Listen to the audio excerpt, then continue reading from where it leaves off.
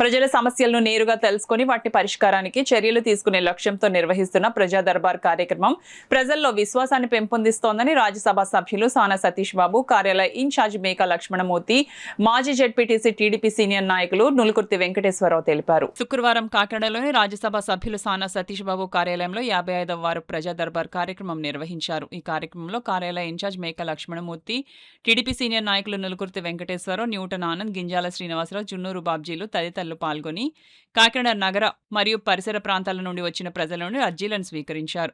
ఈ సందర్భంగా పెన్షన్లు, విద్యుత్ స్తంభాల మార్పు, డ్రైనేజీ సమస్యలు, ఇళ్ల స్థలాల మంజూరు, ముఖ్యమంత్రి సహాయ నిధి, ఆర్థిక సహాయం, ఉపాధి అవకాశాల కల్పన వంటి పలు అంశాలపై ప్రజలు తమ వినతి పత్రాలను సమర్పించారు.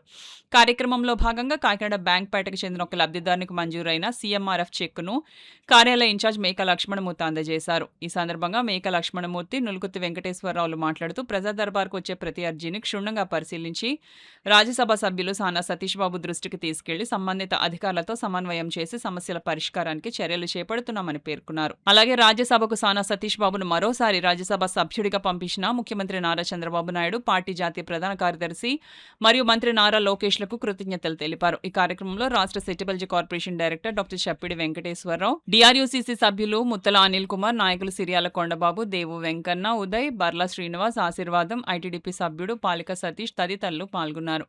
కార్యక్రమం అనంతరం కార్యాలయ ఇన్ఛార్జ్ మేకా లక్ష్మణమూర్తి జన్మదినం సందర్భంగా పెద్ద సంఖ్యలో నాయకులు, కార్యకర్తలు ఆయనను కలిసి పుష్పగుచ్చాలు అందజేసి జన్మదిన శుభాకాంక్షలు తెలిపారు. ఆఫీస్ పూర్వకంగా అయితేనేమి, అలాగే ఆఫీస్ అధికారుల పూర్వకంగా చేయడం జరిగింది. కొన్ని పెండింగ్లో ఉన్నాయి.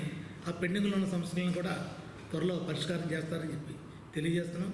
మరి అంతేకాదు, సానా సతీష్ బాబు గారు రెండవసారి రాజ్యసభ సభ్యునిగా ఎన్నికవడం కాకినాడ చుట్టుపట్ల జిల్లాలో కానీ అలాగే ఈ రాష్ట్రానికే మంచి పేరు తీసుకొస్తున్న సానా సతీష్ బాబు గారికి అభినందనీయం.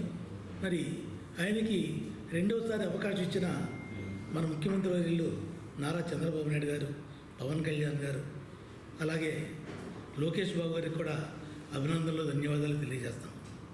ఆయన రెండవసారి రాజ్యసభ సభ్యునిగా మొదటిసారి చేసిన దానికన్నా ఇంకా ఎక్కువగా చేసి ప్రజల యొక్క సమస్యలన్నీ కూడా పరిష్కారం చేసి కాకినాడ పార్లమెంటుకి, మన జిల్లాకి మంచి పేరు తీసుకొస్తారని చెప్పి ఆశిస్తున్నాం.